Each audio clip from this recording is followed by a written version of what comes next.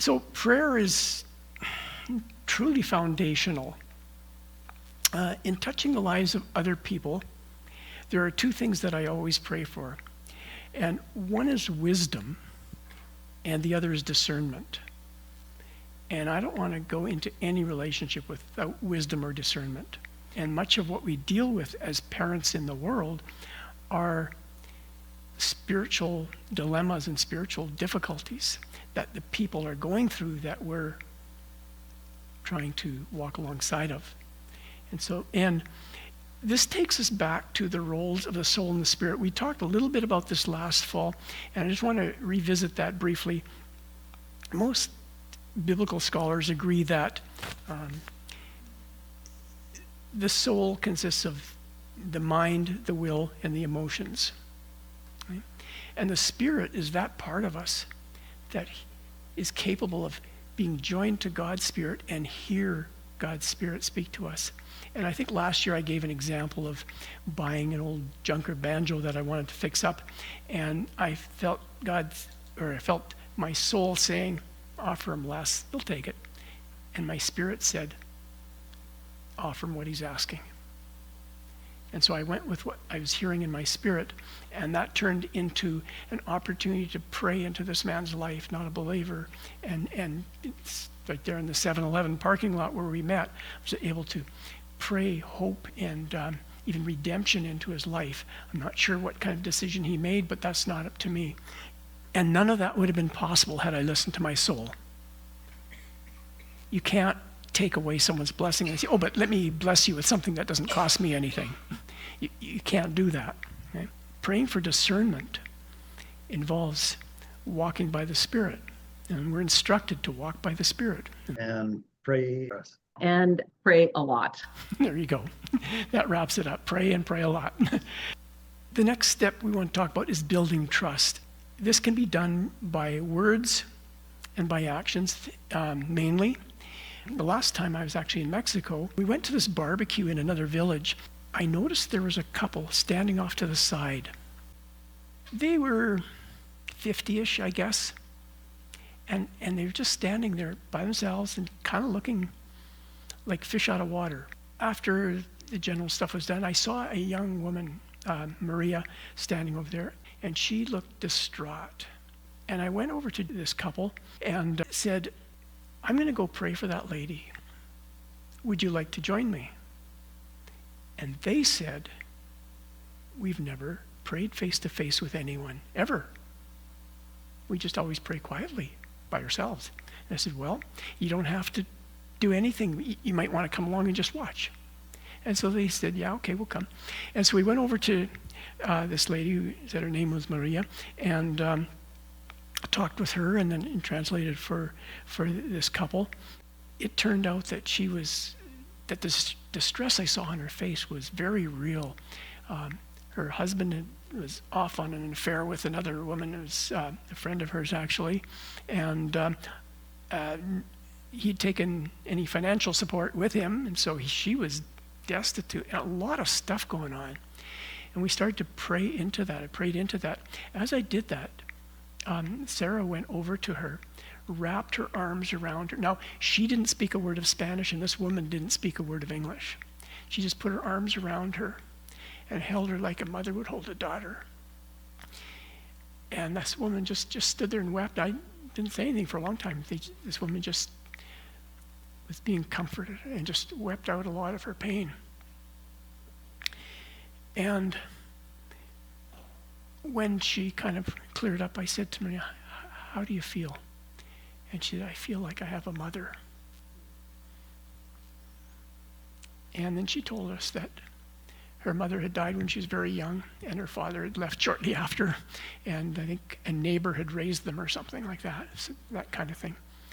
And now she felt she had a mother, even if it was just for just a brief time. And so then I introduced Maria to some of the locals and basically transferred her over into their mother and father care because I was going back to Canada. Our words are powerful, but our actions are just as powerful. Sarah couldn't say a word to her other than through me as a translator, but it was holding her as a mother would hold a daughter that made all the difference for her.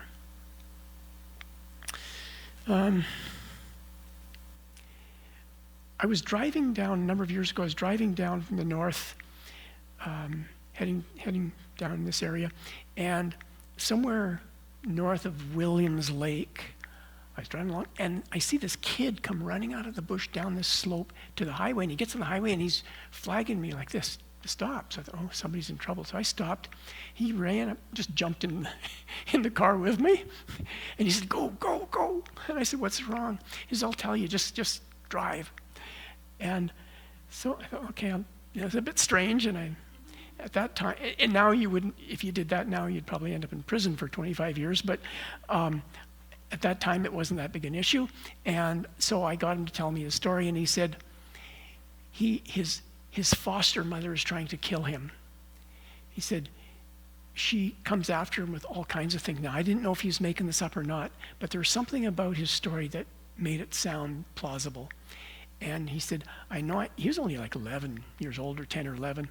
He said, I know I had to get out of there. And he showed me some bruises on his arm from his foster mother, or that's what he said they were from. So anyway, I said, okay, you can ride with me, but when we get to Williams Lake, we're going straight to the police station, because they'll have contact with, find a place for you to stay and all of that where it's safe. He's agreeable to that. So went in, and the police officer called the social worker. It was on a weekend, and there's hardly anybody around.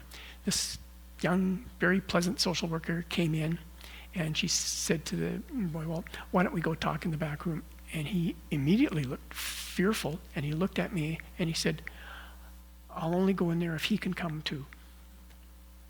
Now, we had only ridden for half an hour in the car together, but the action of meeting him in his time of need built some kind of trust.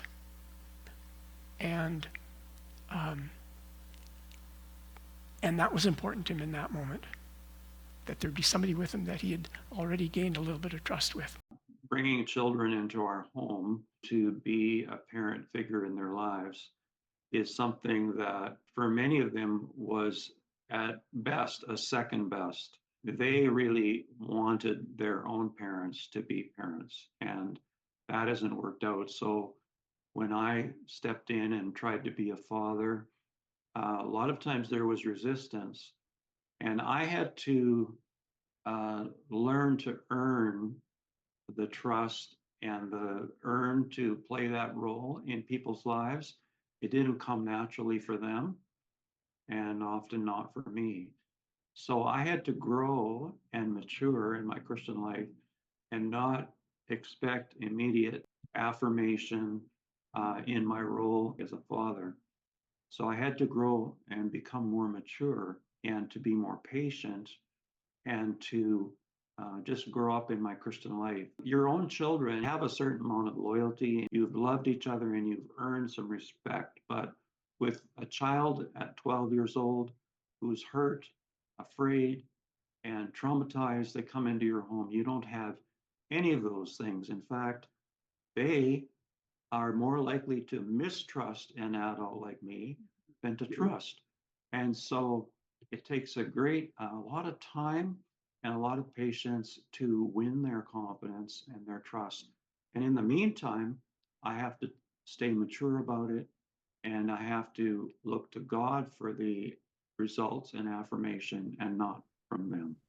Understanding the broken soul and the broken spirit, that and the orphan spirit are the things that I've probably run into most among people needing fathering and mothering in the community. In spiritual parenting, we often find ourselves dealing with adults that have leftover childhood pain and the adult manifestations of that. And that can take a lot of forms. Unjust treatment by teachers, parents, anyone else in authority as they're growing up.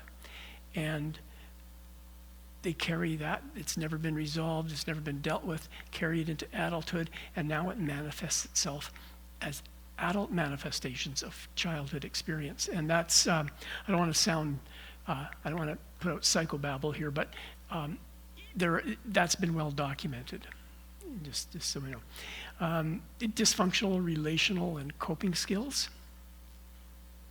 shattered dreams and disappointment, and abandonment. Abandonment is a huge, huge issue with people needing parenting. So let's talk about those kind of one at a time. So leftover childhood pain and the adult manifestations of it. One of the things that I found to be quite common is that parents, without even realizing it sometimes, or other people in authority, will speak curses over children. And I had that experience in school.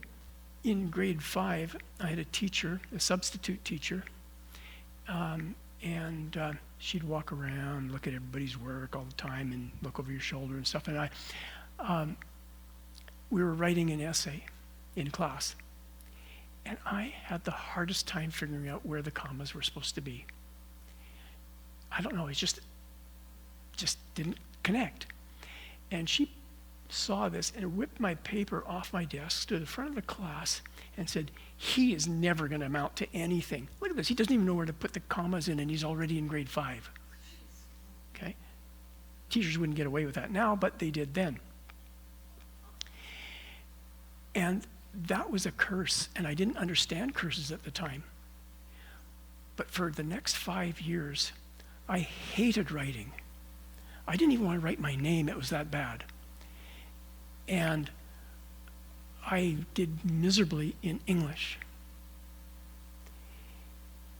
And in grade 10, I had a very kind teacher for English.